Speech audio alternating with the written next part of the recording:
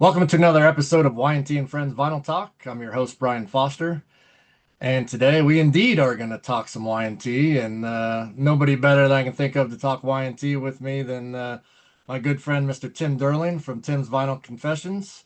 Tim, how you doing today? Great, Brian. This is a great topic. Surprised it's taken this long for us to get to it. So what Tim's referring to is we're going to be talking about Y&T's Unearthed Volume 1. So these are rare unreleased recordings from between 74 and 2004, 2003 actually. Yep, there's the CD, and I'll show the vinyl here in a second. But real quick though, of course, Tim did this wonderful book on Y&T called Down for the Count, which just recorded an episode on that album, as a matter of fact. So check that out.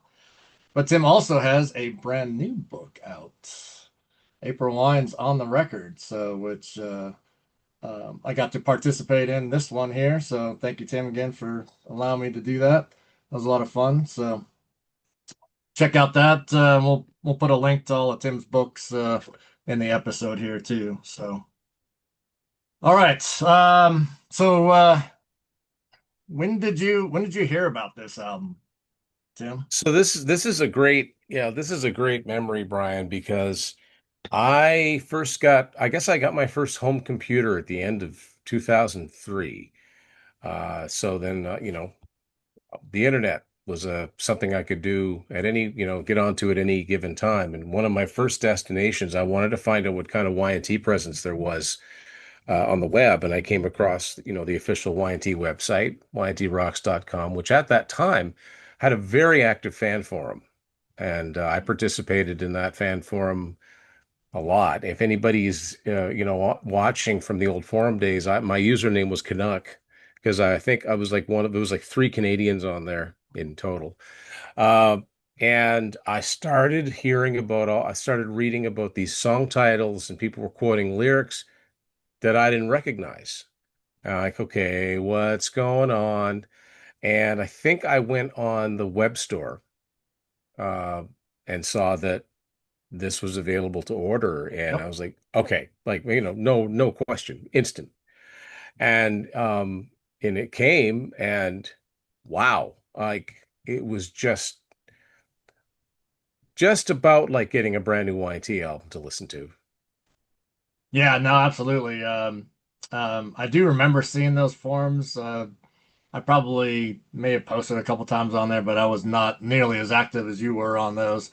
But yeah, the website is where I found actually both copies. So I mean, what volume two came out, I think a year later. Yeah. So I was a year late with with this volume one here, but I ended up getting both at the same time from the website, and I mean, just and what a treat at the time Oh man, to yeah. get all these songs. And then Yeah. so obviously those are available on CD, and then a few years ago, Night of the Vinyl Dead put it out on vinyl. So it was they packaged them both together. One and two were So together. what number is yours, Brian? Mine is 359. Yeah, so mine's I can't tell what that is. I don't I know if know that's their writing I, is horrible. There's one I don't know one if of them I don't that know if I it's can't. 201 or 207 or Yeah. 204. It's 200 and something. Yep. It might be a I really can't tell. It's 20 something of 500.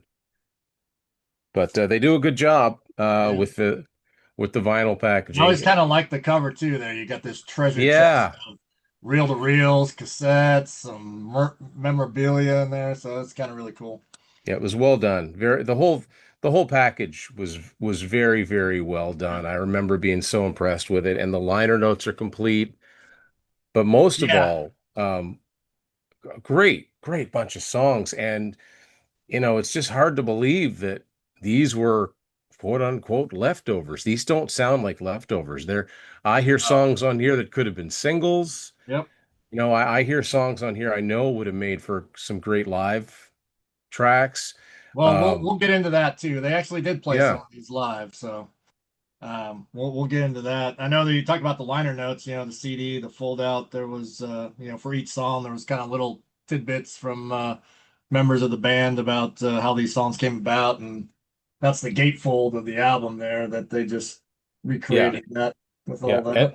and the vinyl itself, as is their tradition, it's it Yeah, looks like the Geffen Geffen, yeah, label, yeah, because they did the same thing. I think Bass Melter is made to look like, oh, maybe it's one of the '90s albums made to look like London Records, but yeah, I like those little touches that they do. Work was put into it because work was put into the original CD too. yeah. And then this is what Yeah, the outer case looked like. So yeah, Night of the Vinyl Dead does a great job. Yeah, that is, they put these out and they press like 500, so yeah, yeah.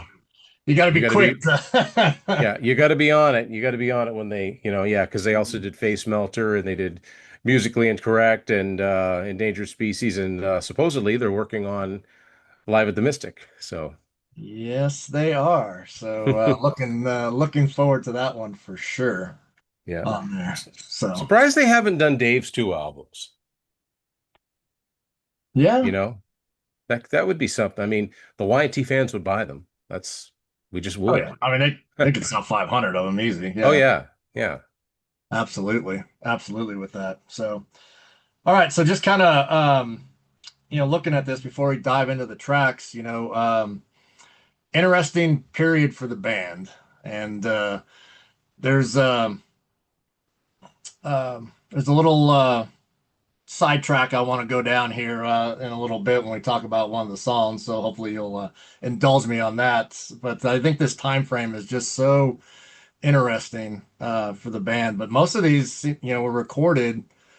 Um, the demos or the full tracks were recorded in '88, so which would have yeah. been after Contagious and obviously before 10. So there was, obviously a ton of material. There's what, 17 songs on here. That could have been an album before 10. Yeah, I mean, yeah, a lot of them come from that period. There's a few with the original lineup, but most of them, yeah, have the that Geffen era lineup. Well, Got Joey in there mostly for these, but yeah. So the Contagious and some lineup, Leonard, but yeah. Yeah, you got some yeah, Leonard in there. yeah, you got some transitional stuff that if there'd been another album with Leonard before Contagious, after Down for the Counts, it's really interesting. There's only one song. No, well, okay, so one song on here is an early version of a song that would appear on an album. And then there's one other song on here that I'd actually heard of, but I'd never heard Right. Yep. prior to this. No, absolutely. All right, well let's dive into these because we got 17 to go through here. So first one on here is Shout It Out. Man, this is just such a strong track, and it's well produced. I think this sounds way Yeah. better than Contagious. It's crystal clear. Like it's just really, really good. It's an anthemic. I mean, this sounds like a first track. Yes, I was just gonna say this sounds like an album opener. I mean, Yeah. And in a lot of these songs, it's just a three piece. It's just Dave, Phil, and Jimmy, Dave yep. doing all the guitar work, but it sounds good. Like it really, really, really sounds good. And this could have been an opening track from an album. And I noticed that there's a few songs on here, like Dave's vocals were like hitting a Oh, real Eek. Yeah. a real peak. I mean, some of his ad libs at the end of these are just crazy high for him.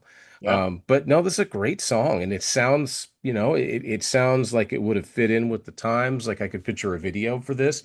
But yeah, I remember, putting this in and be like, oh man, it was just, it was the first time since Endangered Species that you were hearing new Y&T. But this, Was I love those two yes. Yeah. 90s Yeah, I know albums. where you're going. But this sounds like prime Y&T. Yep. Absolutely. And I love that little build up, before the kind of a little breakdown before the solo kicks in. Oh yeah, that dan dan dan Yeah. dan. Yeah, Yep. And then it kicks into that. And then you get a little acoustic after the that's solo. really cool. Yeah, dan Yeah. dan dan dun dun dun Doom, dun. doom. Yeah, Yep. Nice. That Just is, very, very cool. yeah, no, just a awesome song, absolutely. All right, and then so this is where I want to kind of go on a little tangent here after you talk about this, but Wild If I Wanna, which was actually made for a movie soundtrack, Hmm. 1986, Out of Bounds. So what do you think about this song? So the first thing I have to say is that this song from this innocuous movie that was it was one of the Brat Pack movies, right? It was that Anthony Michael Hall was in Well, it it. was just Anthony Michael Hall, so it wasn't a Okay, so it Brat wasn't, Pack. but it was in that period of Yeah, time, and 80s. I Yep. think, Yep. but it wasn't a big movie.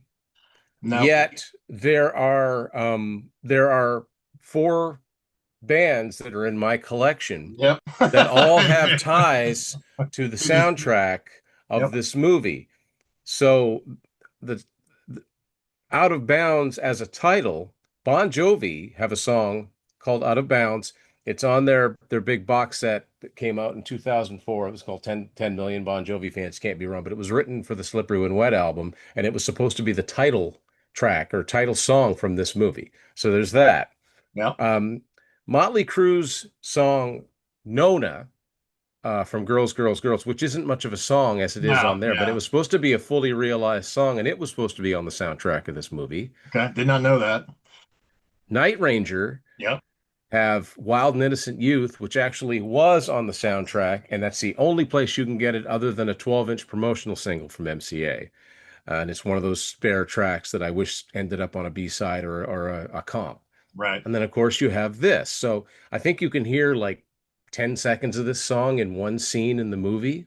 Well, it's actually about 20, and I have it, and I'll put it in right here. Oh, cool, cool. So if you hear of anybody looking to score big, here's my number. Yeah, right. Hey, take care, and if you hear anything, shoot us a call. You got it. Shoot us a call? Yeah, I heard it on TV. Look, if we're ever gonna pull this thing off, you better just let me do all the talking. This song was pretty much brought in by John Nyman Yes. long before he was a member of the band, but Yep. it sounds like something it sounds like something that Y&T they just would have wrote. So it just further kind of reinforces what a great pick he was for the band. And actually, yeah, 2003, a lot of things happened in 2003 in the Y&T camp, and including John, because Steph Burns finally, Steph Burns was so busy working Busy with, other yeah, projects. Yeah. yeah. So yeah, so they brought John in. He's been there ever since. But this song sounds like it could have come off Down for the Count. It's got that drum sound. Um, It has a and little movie soundtrack sound to it, it especially for does. that time.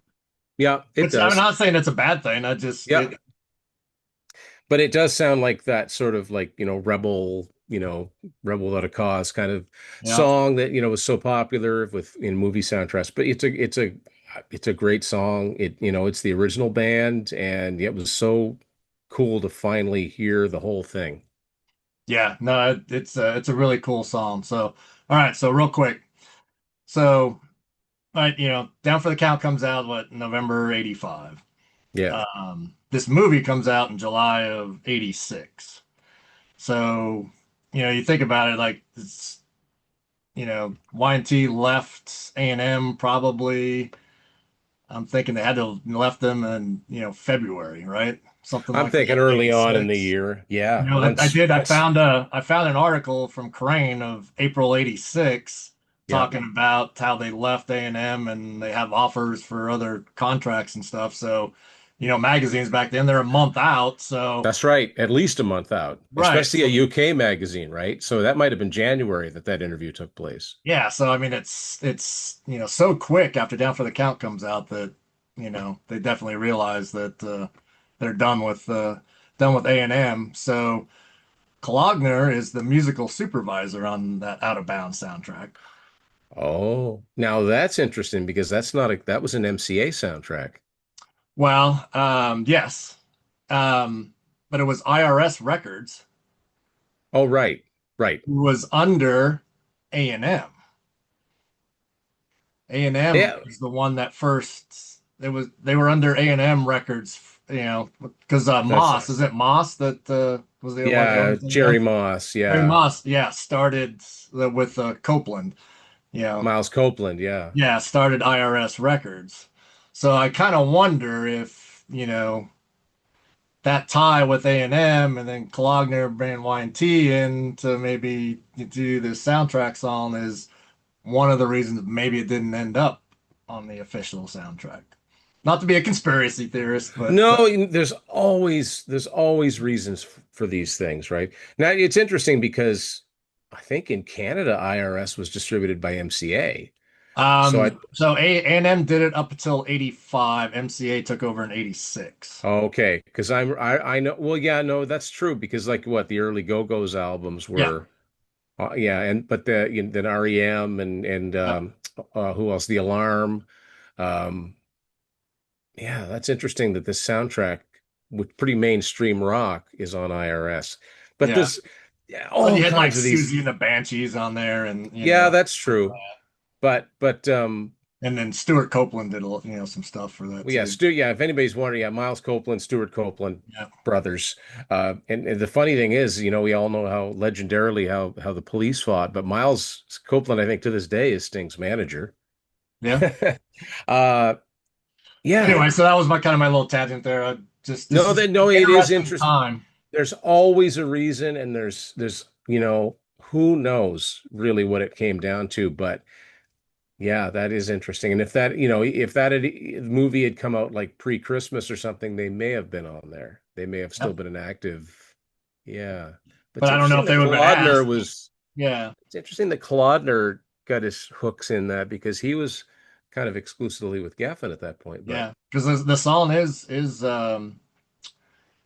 does say, even on in the ending credits of the movie, it says, Y&T, Wild If I Wanna, Geffen Records. So wow, okay. Wow. I love the fact that you've researched this so much because yeah. Yeah, all those things, immediately I think if you look inside the credits or of the original 5150, it'll say Sammy Hagar's recordings are available on Geffen Records. That's not, hey, we should put that there. No, that had to be there. That right. was there was a deal Yep. struck. So all right, but anyway, Wild If I Wanna, great song. Wish you would have made that soundtrack, but um, love that it's on here. All right, next is Standing in the Fire. Yeah, this is a co-write with Taylor Rhodes. Like he co-wrote a Yep. lot of songs at the time. Taylor Rhodes is sort of a lesser known, like I don't like the term song doctor, but that's what they would have called him. He was like a Jim Vallance or a Desmond Child, and he had some success as a songwriter. I think most notably with Aerosmith, um, and this is just an anthemic type of song. Again, this is album quality. This doesn't sound like a throwaway to me. And June '88 again, really good. It's not.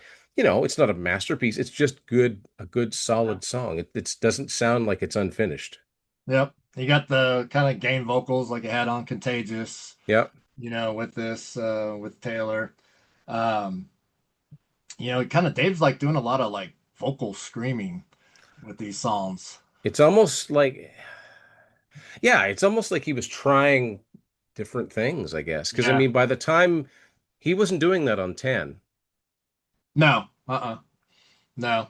But then, there's a nice little breakdown, and the more I listen to this album, and some of there's like I don't want to say it's a staple of Y&T, but they do it in a lot of songs. They like either right before the solo or right after the solo, they do this little breakdown, Yeah. piece, and then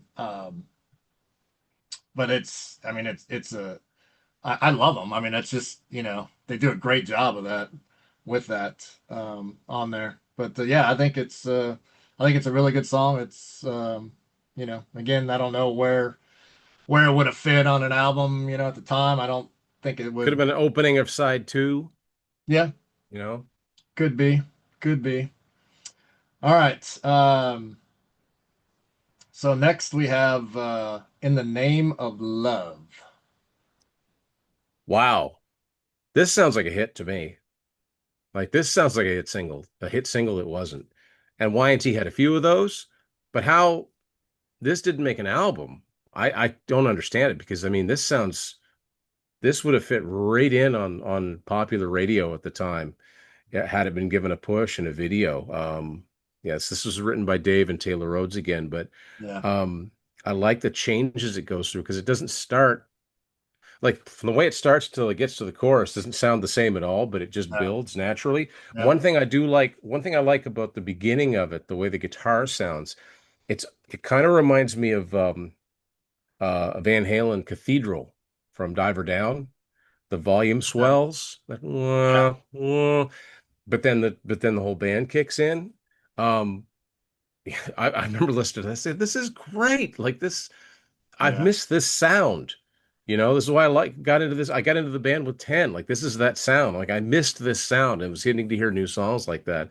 Uh, yeah, Jimmy never liked the word love, and I there's a know. couple songs in here with it. I don't get that well. Well, so listen, no offense to Jimmy DeGrasso, he's a great drummer, but it's like, dude, you're the hired help. You don't get a say. All right. We're doing the song. So Absolutely. but it's great. It's Yeah. fantastic. And like I said, this sounds like a hit to me. This definitely would have been, I would have placed this at track 3 on this fictitious album we're talking about, and it would have been Yep. maybe not Exactly. the first single, but the Perfect second spot. single. Yes. This is a Um, summer single to me. yep. To me, it has um, the 87 kind of Sykes Whitesnake sound to it. It's kind of like a more upbeat Yeah. something like Is This There's Love?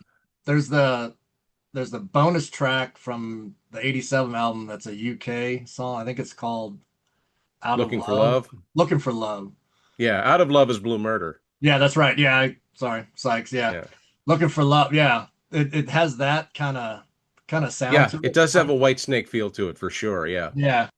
But yeah, I think you're dead on. It's just an incredible solo. Which is Um, why I'm surprised that Colodner was like, that's got to go on the album. right?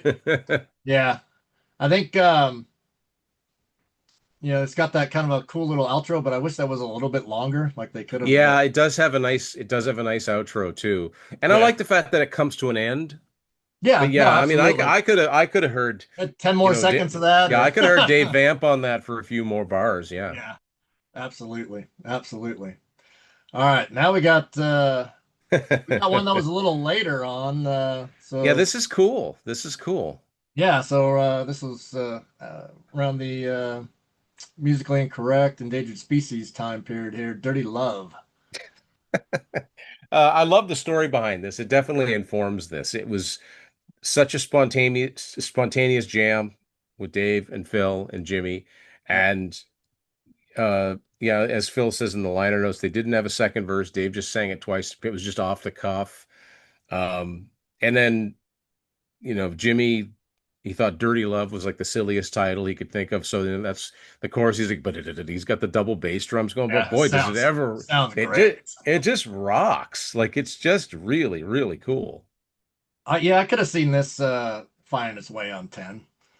Yeah. I This don't know might what have, I'd replace it with, but well, that's just it, right? This almost sounds like there should have been an album in between Contagious and yeah. 10. But yeah, I think Jimmy's hi-hats and stuff on this, and then the double Oh, bass and just and when you hear him really, doing his best, you just have to, well, what was Mike Stone not hearing? I mean, he's a fantastic I know. drummer. I thought of that same thing too. I was like, Yeah. gosh, I don't get it. Um, all right, and another one from that time period too. We have a little kind of fusion sounding play by play. Yeah. Yeah. Interesting song. I like it. I like that it's a little bit different. And they were, it's like Fly Away was kind of different for them and, Quicksand. And, there were songs that were just sort of outside that.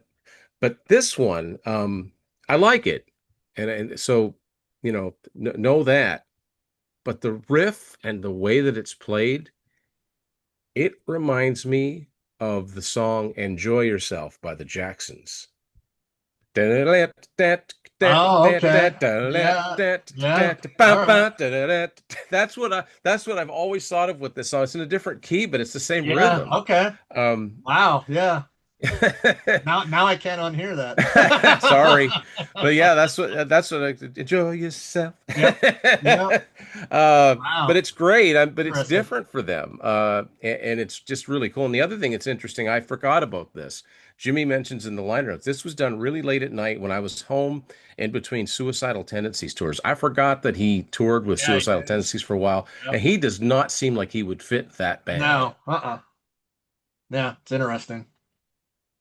But anyway, Yeah, yeah, and this is solely written by Dave, which is really interesting. yeah. Yeah. So kind of interesting why it didn't make it on one of his solo albums or That's true too, yeah. And I like the scatting he does at the end of this yeah. too. I think that would have fit perfect on there.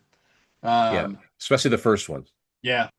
It's almost like it's two songs, together, Kinda, instead of, yeah. on there. But I like when the guitar gets a little heavier. That little kind of fusion riff that just it not my favorite for YNT, but I get it. I mean it could definitely I could see it off of Endangered Species though too. So Yeah. but it's definitely a good song. Um, Next one, interesting title here, Short Arms. Yep. Yep. This it's very explicit who this is about. Yeah, And Mr. it's someone Scott who, Morey. as of 2003, was no longer in the YNT organization because Joel Menichetti had taken over. And lo and Yep, behold, the band started getting more gigs and doing more gigs and becoming active on putting some things. Hey, short arms, deep Deep pockets. Pockets. So yeah, I know that around this time Scott was managing Steve Miller. Yeah, So yeah, that's obviously where a lot of that's his focus was at the time. So yeah. But I mean, this is I think this is okay. It's not my yeah, favorite song, but it's fun. There's nothing wrong with it. It's just it's not and it's the original band, so it's always good to hear the original band playing. yeah. And this Yeah, was the it's Contagious sessions, right? So this was so yeah, it was early on in that, yeah. So I mean, I can you see know, why it didn't make Contagious. yeah. But yeah, it's again, I don't know. I don't know if the chorus is the best on there. Um, but the solo kicks ass, I can tell you Yeah. that. Yeah, it's not a great, short arms and deep pockets. It's not the Yeah. strongest hook. It sounds a little awkward, but it's all right. I'm glad we get to hear it. Yeah, well, no, yeah, absolutely. All right, so next up, we got Fast Track. So I'm interested to hear what you have to say about this one. Um, I kind of like this one. It's got kind of a groove to it. Um, there's some great drumming for like from Jimmy. It's like Yeah, the bridge, like the on top of the world part. So he's like the bump, da, doom, like it's different. Uh, Interesting that Dave plays keyboards on this. There's very minimal yeah, keyboards on it. yeah. I don't know. I think it's catchy, but yeah, no, I don't know. What do you think about this? The word repetitive comes to mind. It's a Uh, little repetitive, yeah. Yeah. I so I actually counted 32 times they say fast track in this song, which is a little too much, I think. It is kind of I'm not a fan of the chorus, but for some reason that fast track it is a little catchy. I mean it does kind of grab you a little bit, but I think the music itself is great. Great Uh riff. yeah. Not Dave goes a little too much with the screaming at the end with the Fast fast track. track. Yeah. Yeah, no, just no. It's like, That yeah, did just because you can do it doesn't mean you should all yeah. the time. That Yeah. that didn't I love the verses though. I mean, I think the Yeah. tempo and I stuff love the like that. bridge. Yeah, the bridge Yeah. is incredible. Yeah, Yeah. but then you just go into that again. I think it kind of goes back to the short arms chorus too. Like it just Yeah. doesn't quite all fit together on there. Yeah. Now this is one that's I could see why it didn't make an album, whereas there's other songs that really should have. Yeah. Yep. Absolutely. All right. Then we have Love Gone Wrong. I think this is really cool. Yeah. I think this is a really cool song. This again, I get that White Snake, Yep. that Yep. sort of smoky bar video. black and white, maybe. No, I love this one. I think this is another strong. This one could have been like a third or fourth single from an album. Notice it was co-written. So Jimmy's the first credited writer, Yeah. and then Al Pitrelli. But he You've doesn't seen like his the name word different love. times. He doesn't like the word love, yeah. And they say that it's funny that he wrote this song, but Al Pitrelli co-writes, and he's written is it City? He's written a couple like in this time period, you'll see his name on a couple of songs. Um, and I just really like it. It's bluesy, but Yeah. it rocks. And I love the change, the quick change with dun, dun, dun, dun, dun, dun. It's got a cool groove to it. This is really strong. I like this one a lot. Yeah, that's the part that hooks me is that change part right there, and it just got that chunky sound to it. Yep, Bam. Yeah. yep. And then I think the chorus is great. Yeah. This one, as opposed to the last two songs. Yeah, no, this is an actually fully realized song that should have ended Yep, up on an album. yep, absolutely it was.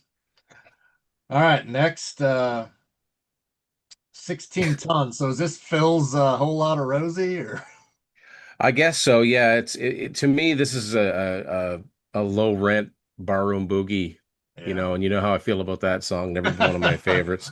Uh, I guess it's fun. You'd never get away with it now, and I don't know. It's lyrically, it's the last verse of Barroom Boogie, basically, and yeah, it's a whole lot of Rosie. It's ha ha, not great. It's just kind of there's jamming, and I get that. But it is interesting, Leonard is quoted so many versions, only one that we could pick. So they picked one from '89 with Jimmy on it. It must have been the best quality, is all I can figure. Yeah, they probably redid it when they did Yeah. all these. Because by now, of course, Leonard was back in the fold for the time being. Yep, yep. Yeah, no, it's um, I'd rather listen to Ballroom Boogie than this one, but Oh, me too. Yeah. Yeah, me too. But because this yeah, is just it's kind of, I don't yeah. know, kind of a throwaway. Yep, absolutely. A song that's not a throwaway, in my opinion, is the next one. I Make Believe. Yeah. This was one that got talked about a lot because this is straight out of like, I'm really surprised I don't see Max Norman's name because Oh yeah, the right. drums, the Yep, way those drums they just sound like something from Black Tiger. And yep, I think everything is from like that time period, except for Dave's vocals. And I think Phil wrote like a new set of lyrics, but it's great. I mean, if you like early 80s Y&T, here it is. yep. No, this is an incredible song. Um, I like um, the dual vocals were there with Phil. Those parts. It sounds like yesterday and today. Yeah, like it's Takes you back. vintage. This is like Yeah, prime Y&T yeah. right here. Yeah. Love that. It's just a cool riff. Yeah. And just it kind of you can hear the early parts of Y&T, the Black Tiger, and then I think even that 87, 88 period of time all within that one song, and I think it's awesome. And you got the quarter notes, the doom, doom, Yep, doom. So it's kind of like Don't Want to Lose. yep, exactly. Yep, Or that's a good point. part of was it Breaking Away?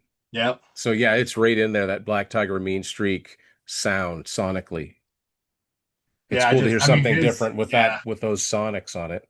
yeah. I mean, towards the end there, when they kind of Dave sings a little softer, and then he really kind of gets into I make Down on believe, like, the and down then on the yeah, it's floor. just Yeah, man, it's just yeah, yeah, it's awesome. Yeah. awesome song. All right, then we got one of my favorite Y&T songs of all time, and we get to hear the sort of original How it version, started. Yeah, this was how it really started. interesting. Yeah, Hard Times. Yeah, I mean, it's this opening song on one of my favorite albums ever, and it started out life as much more of a ballad.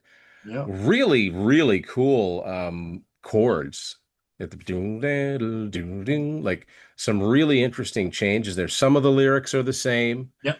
you know. Got the winds of Uh, change still in there. yeah, you can hear her smile, or you can hear her cry Smile. without a sound, or Oh yeah, yeah, yeah, you can hear her cry without a sound.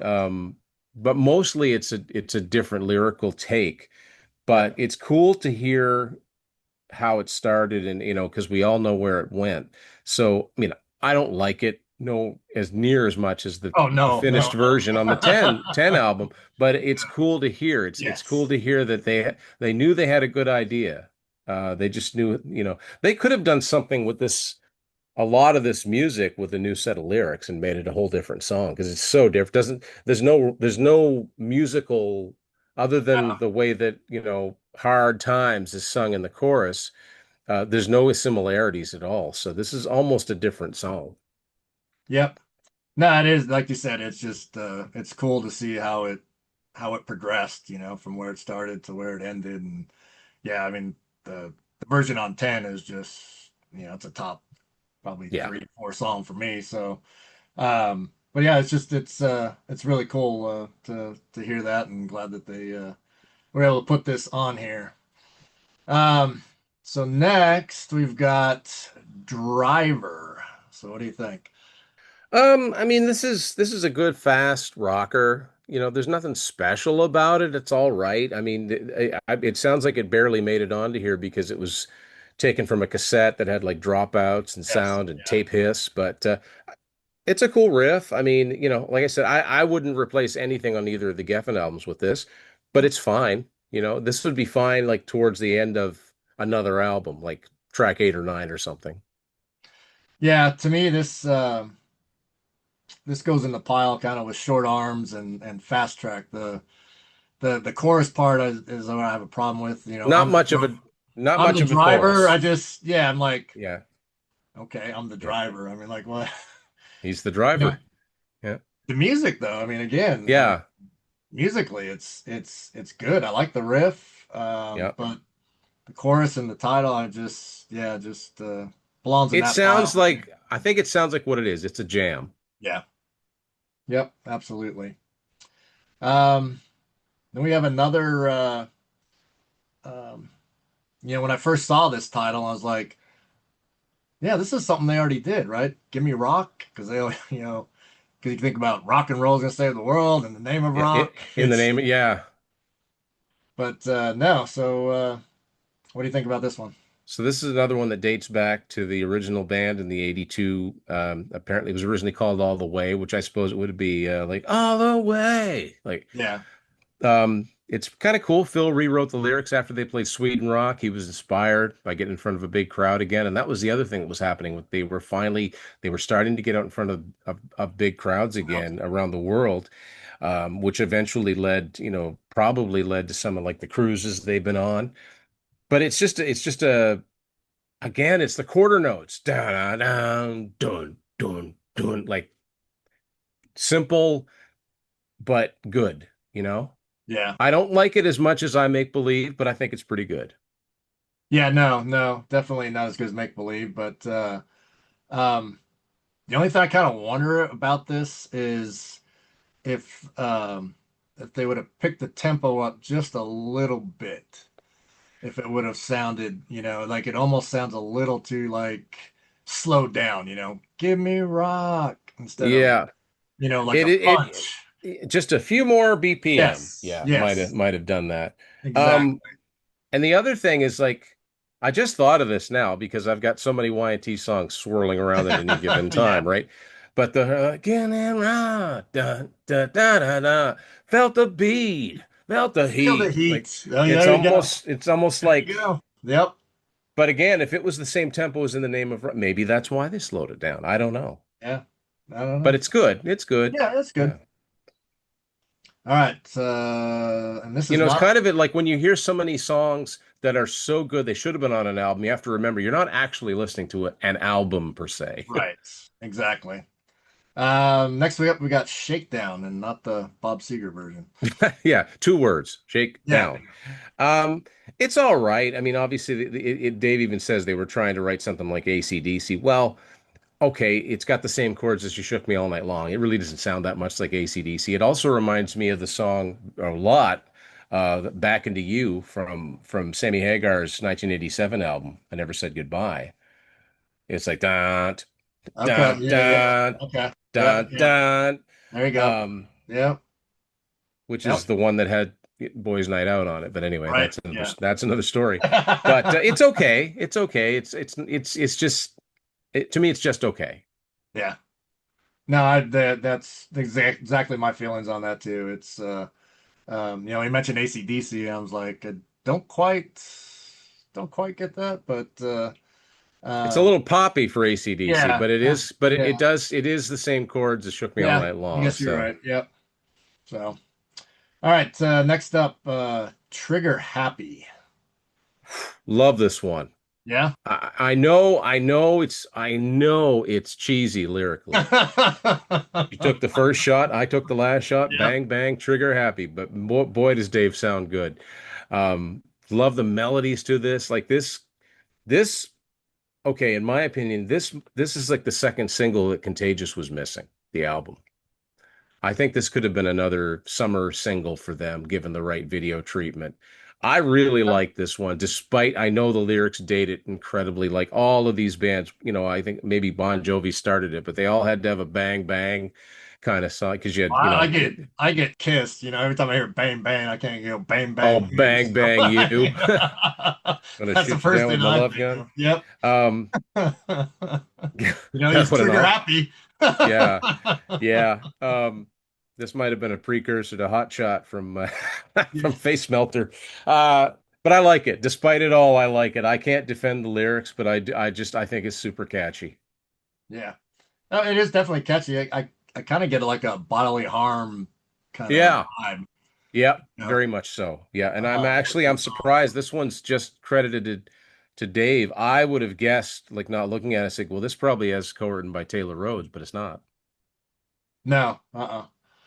But yeah, I definitely hear where you're coming from with that. I think just some of the lyrics and stuff are what brings it down for me. But again, I'm usually not that worried Well, about I mean, it's lyrics. pretty hard to So ignore because it's the chorus, it's the main hook, right? yeah, But it's just I just my Kiss brain just goes right to that and that's not I what I want. think it's better than Bang Bang You, but that's Yeah, just my well, opinion. and that's the thing though. Trying to compare those two. So. Yeah.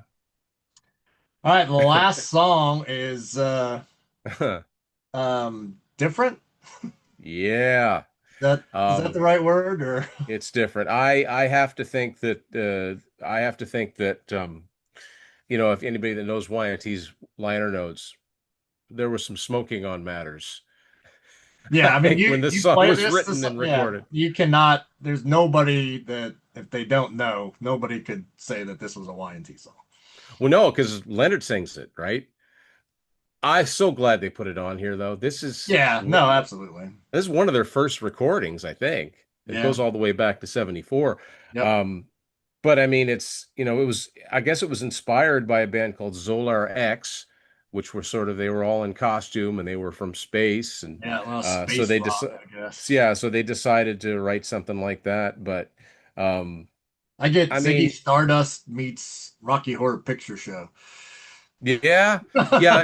There's a little bit of ridiculousness to it that's really fun to listen to. I mean, this would never have made an album, but it's so cool. Yeah. This would have been a B-side to Yeah. something. Yeah. Just kidding around. But boy, does it ever rock and does it ever fast.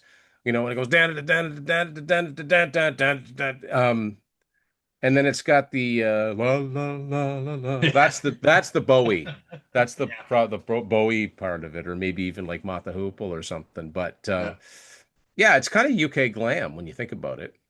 Even the Yeah. title, Yeah. it could have been a T-Rex title. Oh yeah, yeah, But yeah. yeah, but I like it. It's so goofy, but I'm so glad it's on here. And obviously they put it last but it's just like, hey, here's the original, well, the original recording band, right? And they all get a credit on it. So this sounds like they just kind of jammed and no, what does it say? From Y&T's first demo tape circa March 1974. That's pretty crazy. Yeah. But no, No, it's a yeah, it's great that it's on here, and yeah. it's I mean, it's you gotta hear it at least once if you're a Y&T fan. There's a song that it makes me think of is the band Helix on their first album. They have a song called Billy Oxygen, which is it's better produced. It's a sort of a more fully realized version, but it's got its same kind of feel. Yeah. Yeah, but this is yeah, it's just I don't know. I just Leonard just cracks me up the way he would, his vocalizations. Like if we didn't rock and roll, if we didn't rock it roll, and then the dead if we didn't rock and roll. And dun, dun, dun, dun, dun, dun. Yeah, it just sounds like they were having a lot of fun, Yeah. you know. Yeah, absolutely. So, all right. Well, that's the 17 tracks from Unearthed Volume 1. There's obviously a part 2 or Volume 2, I should say, that Yeah. we will eventually get to because there are definitely some more good songs off of that one. I did want to kind of mention though, as far as I can tell, there are 4 songs from this that they did play live at different points on there. Wild If I Wanna being the most, Okay. which definitely makes sense. They Did they did play play that on the Down for the Count tour? no, Oh, they did it like no, in later years? yeah. These would have been like 2004. Okay, so kind of to promote this.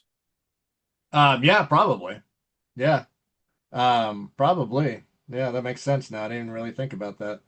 Um, yeah, and then I Make Believe. They did Yeah, that. makes sense. They did Play by Play, Okay. and then Give Me Rock. That makes sense too, yeah. Well, I So mean, yeah, Leonard was back in the band, so it makes sense that they were yeah, focusing on, the yeah. I original mean, I think between lineup. like 2004 and 2008 is when these were played. I don't know if any of them have been played since 2008, from what I remember seeing. But I'd love to be able to hear one of these songs live one of these times. So I don't know how easy these are to get anymore because the band's web store is practically non-existent. There's no music on it, and it's a shame, really. yeah, no, I mean, eBay is the only place to Yeah, get it yeah. I at. mean, there was one pressing of these CDs, so Yep. But if you're a Y&T fan and you never got around to getting this, you've got to get It's it. It's almost it's like getting it. It's almost like getting a new album. it is absolutely Yeah, it is, and then some. So yeah, especially with 17 tracks on it. So yeah. You can make yeah. There's a great 10 song there's an album album here. in here for sure. There's an And album in here. a Rockazoid Rolleroid. Yeah. Well, if you release a single, you can put it on the B side, I guess. So Yeah. all right. Well, Tim, again, like I said, these are songs that mostly diehard Y&T fans, know the most about. Casual fans have probably never ever heard, and the songs that nobody really ever talks about. So I appreciate you coming on and talking about these with me today. Yeah, this was a lot of fun. Yeah, these songs need, like all of Y&T's catalog, they need rediscovered, but especially these ones that you're not likely to see this particular album pop up when you're searching online for Y&T. So there is some great songs. They're fantastic. So especially if you're a fan of that late 80s period, a lot of that right in there in that wheelhouse. Yep, absolutely. So maybe we can down the line do volume 2 as well. Seems logical. All right, everybody. Thanks again for watching. Please hit like and subscribe, and please pick up Tim's new book on record with April Wine. So put the link in the notes below. Tim, again, thank you very much, and Thanks, Brian. everybody, have a good night.